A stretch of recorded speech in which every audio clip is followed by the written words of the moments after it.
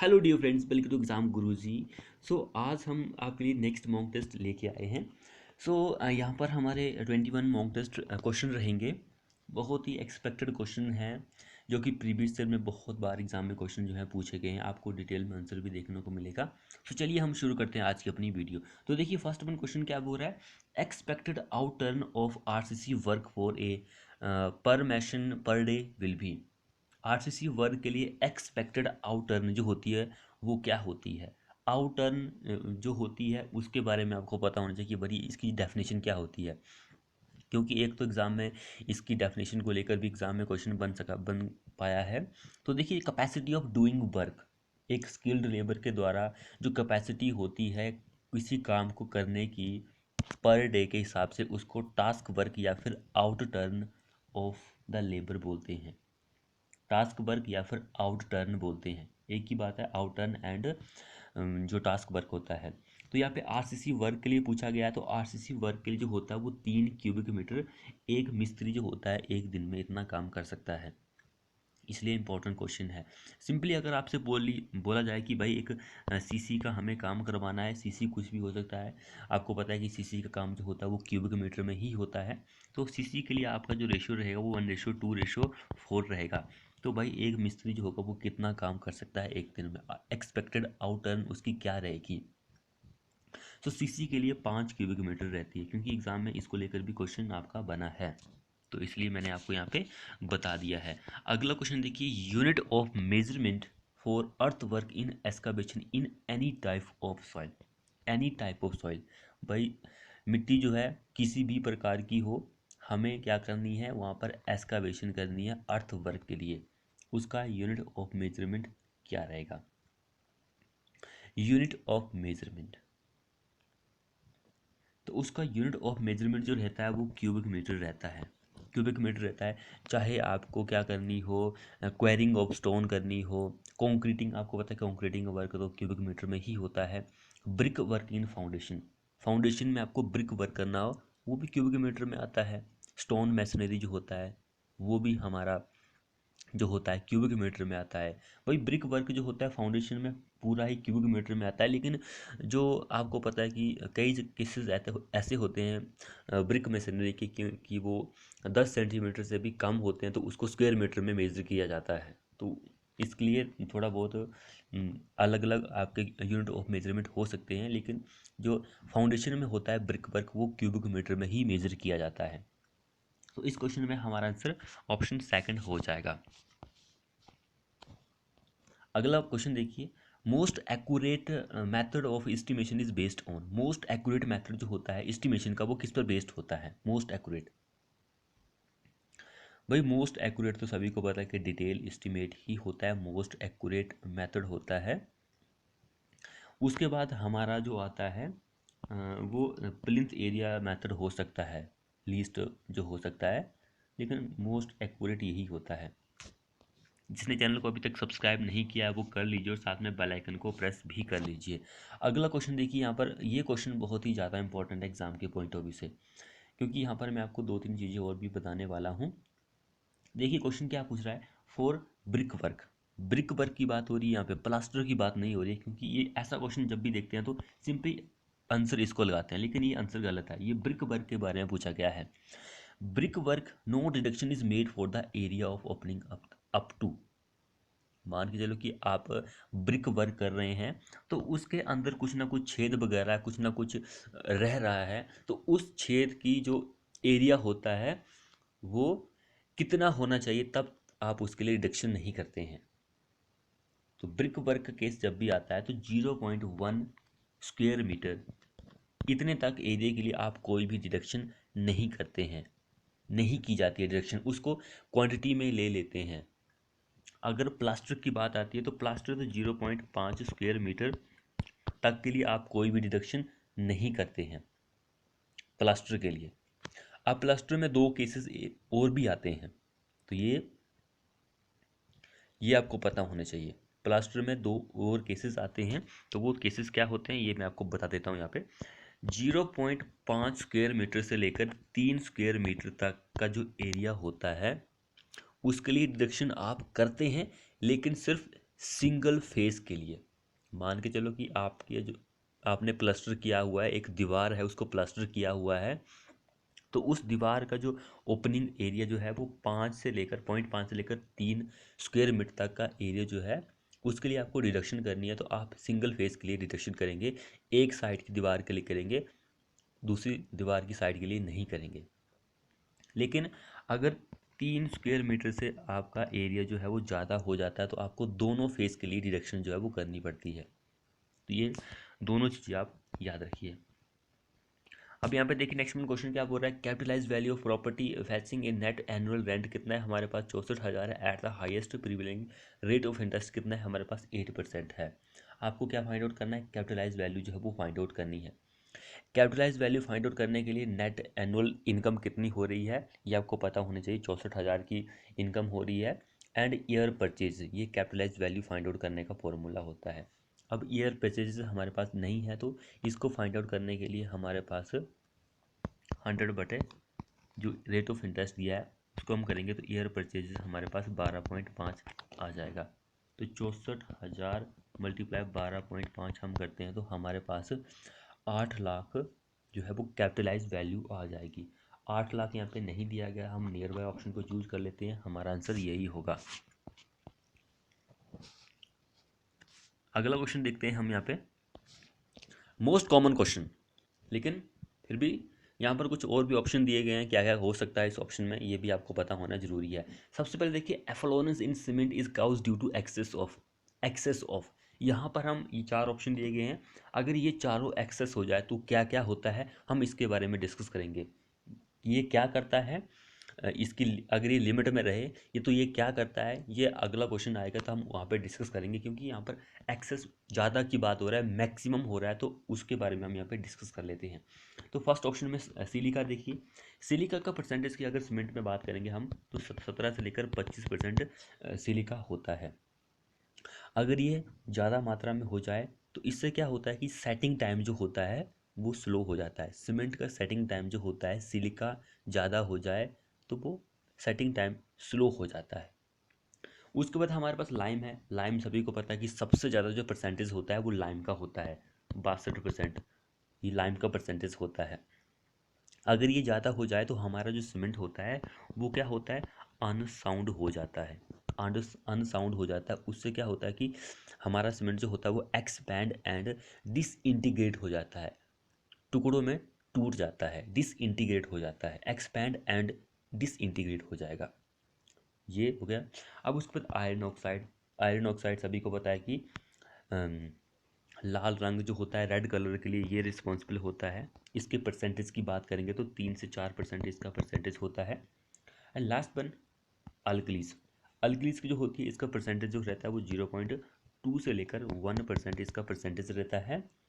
ये should be in limit होना जरूरी है, अगर ज़्यादा हो जाए तो एफ्लोरेंस जो होती है वो आपको देखने को मिल सकती है। सो ऑप्शन 4 हमारा इस क्वेश्चन में आंसर बन जाएगा। जिसने चैनल को सब्सक्राइब नहीं किया वो कर लीजिए और साथ में बेल आइकन को प्रेस भी कर लीजिए। अगला क्वेश्चन देखिए यहाँ पे, inner part of timber log surrounding the pith is called. Pith के सराउंडिंग जो होता है वो क्या होता है, ये हमारा टिम्बर है, मान के चलो इस ये पिथ है, पिथ के सराउंडिंग जो होगा उसको आप क्या बोलेंगे। पिथ के सराउंडिंग जो होता है वो उसका हार्ट होता है, हार्ट वुड होती है। वेरी वेरी इंपॉर्टेंट क्वेश्चन है ये।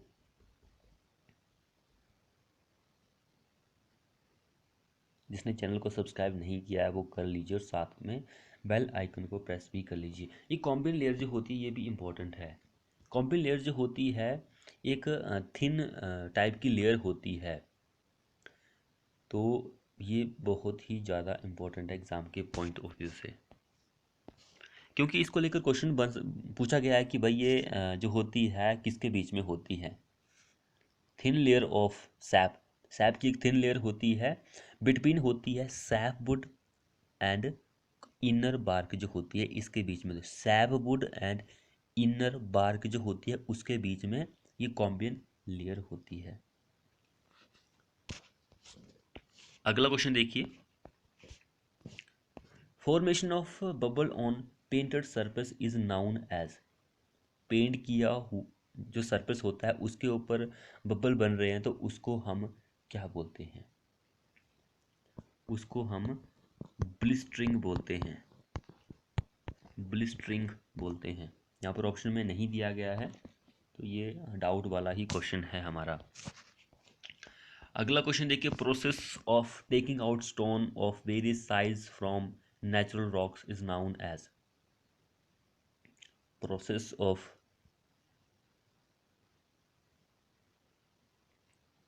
तो उसको हम क्वेरिंग बोलते हैं। नेचुरल रॉक्स होती है, वहाँ से स्टोन किसी भी साइज़ में हो हमें से प्राप्त करने हैं तो उसको हम क्वेरिंग बोलते हैं। तो क्वेरिंग करने के बाद हमारा जो स्टोन होता है उसकी शेप साइज वगैरह कुछ नहीं होता है, तो उसको फाइनल टच जो होता है वो हम ही देते हैं शेप साइज में, तो उसको ड्रेसिंग बोलते हैं। तो ऑप्शन यहाँ पे 4 हमारा आंसर हो जाएगा। अब यहाँ पे जो है मैच करने को बोल रहा है तो आप इसको मैच करके कमेंट बॉक्स में लिख सकते हैं, क्योंकि ये होमवर्क के लिए क्वेश्चन है।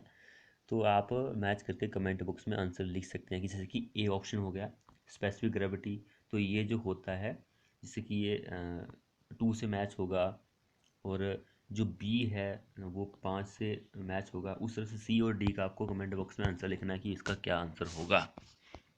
कॉमन क्वेश्चन है भाई। अगला क्वेश्चन देखिए, यहाँ पे सर्वेइंग से पूछा गया 1 acre is equal to how many surveying chain. So 1 acre is equal to how many surveyor chain. Surveyor chain जो होती है उसको हम जानते हैं गंटर चेन के नाम से। गंटर चेन जो होती है उसको सर्वेयर चेन के नाम से जानते हैं। इसकी लेंथ की बात करेंगे तो 66 फीट इसकी लेंथ होती है। अगर हम यहाँ पे इसके लिंक की बात करें तो इसमें 100 लिंक्स होते हैं। 1 लिंक जो होता है वो 0.66 फीट के बराबर होता है। इंचज में बात करें तो 7.92 इंच के बराबर होता है 1 लिंक जो होता है। एंड जो 1 एकड़ जो होता है वो 10 स्क्वायर चेन के बराबर होता है, 10 स्क्वायर चेन के बराबर होता है।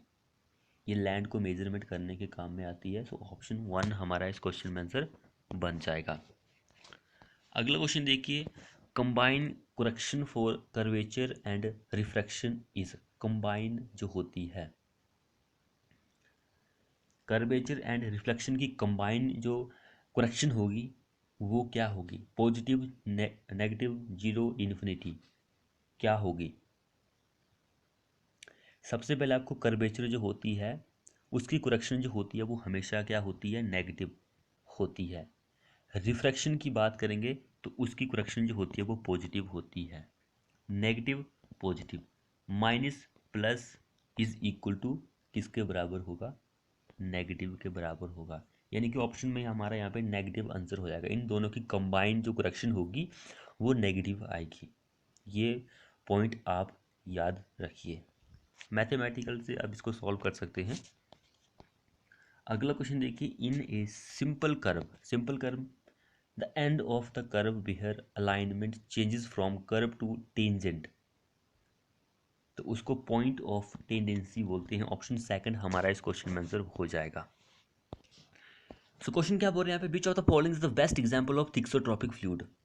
थिक्सोट्रॉपिक फ्लूइड जो होता है उसमें जो विस्कोसिटी होती है वो कम होती है with time under constant applied shear stress. अगर टाइम के साथ साथ आप शियर स्ट्रेस जो है उसको अप्लाई कर रहे हैं तो जो विस्कोसिटी होती है थिक्सोट्रॉपिक फ्लूइड में वो कम होती है। अब यहाँ पे इसका एग्जाम्पल की बात की है कि भाई इसका एग्जाम्पल कौन कौन से हो सकते हैं, तो यहाँ पर तो हमारा सिर्फ प्रिंटिंग इंक ही दिया गया है थिक्सोट्रॉपिक एग्जाम्पल। एक जो होता है वो क्रूड ऑयल होता है इसका एग्जाम्पल। एक लिपस्टिक होती है, लिपस्टिक जो होती है वो भी इसका ही एग्जाम्पल होता है।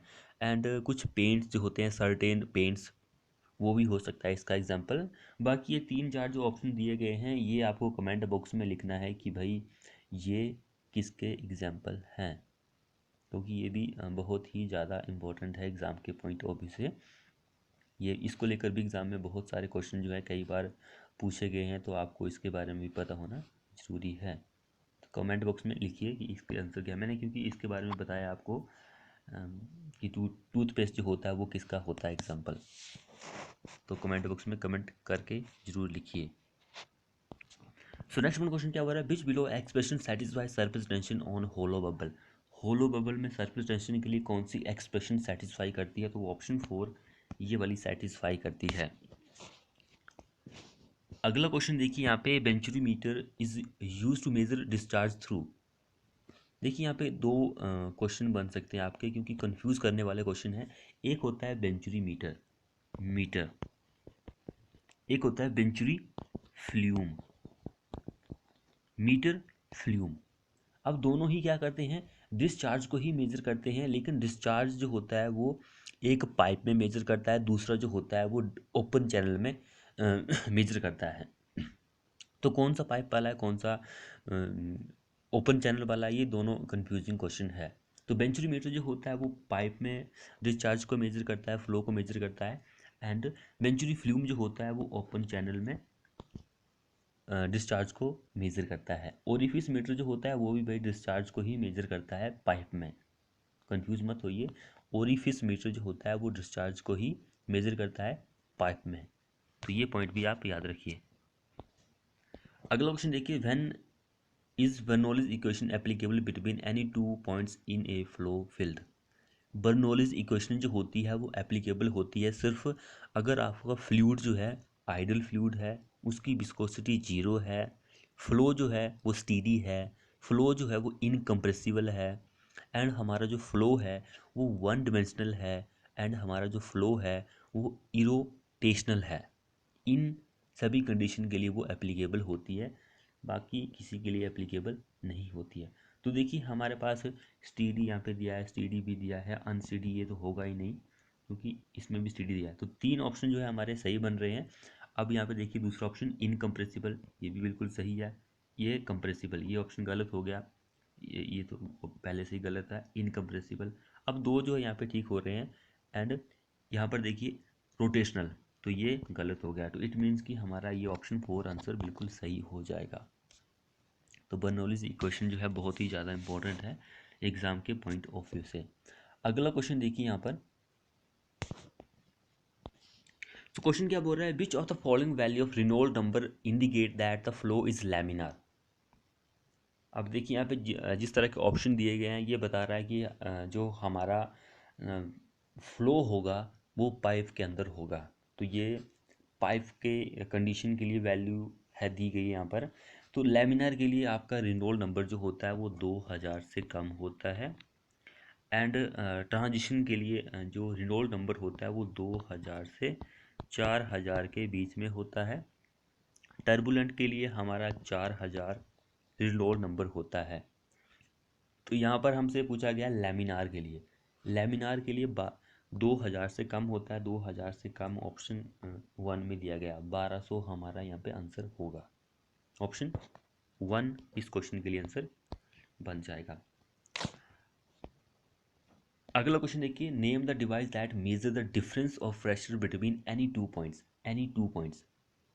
डिफरेंस की बात कर रहा है तो डिफरेंशियल मैनोमीटर, सिंपल है, इसको याद रखने के लिए differential manometer is the correct answer हो जाएगा। अगला क्वेश्चन देखिए, विच of the following option is correct for determining the centre of pressure. Centre of pressure के लिए बैलेंसिंग ऑफ मोमेंटम जो होता है उसको आप यूज़ करते हैं ताकि वो डिटरमाइन कर सके सेंटर ऑफ प्रेशर जो होता है, ऑप्शन 4 हमारा इस क्वेश्चन में आंसर बन जाएगा। अगला क्वेश्चन क्या बोल रहा है, bulk modulus in a rigid body and incompressible fluid is equal to which of the following value.